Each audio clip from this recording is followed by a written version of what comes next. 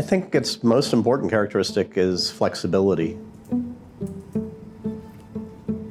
which it gets from a kind of core speed in the technology behind it.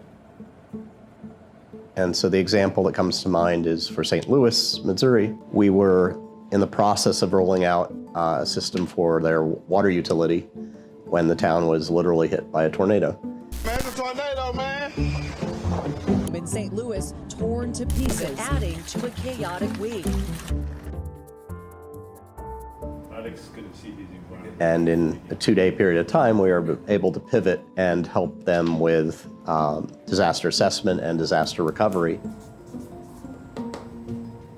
And the reason we were able to do that so quickly is that the software and mapping we had done of the city for the purposes of mapping the water system could be repurposed. And the compute environment that we had set up using GPU, or graphics processing units, compute, had a lot of capability kind of built into the platform. But we were able to do that pivot quickly because the system capability was designed for that flexibility. So NVIDIA brings speed at the core level. So at a core level, GPU makes everything faster, but it needs to be specially programmed typically. So on top of that, we use a database level, and that basically allows us to do high-level activities from storing and pulling data of various kinds, including geospatial data, at a speed that's 10 times traditional databases. At a third level, there are application-specific libraries. For instance, we use Siona for radio frequency propagation.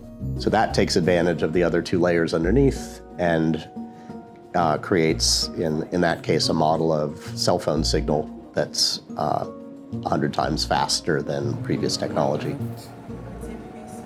Once you have speed, though, you can do things A, interactively, or B, considering multiple scenarios. And if you can consider a lot of scenarios, you can do optimization, which allows you to make intelligent and confident decisions.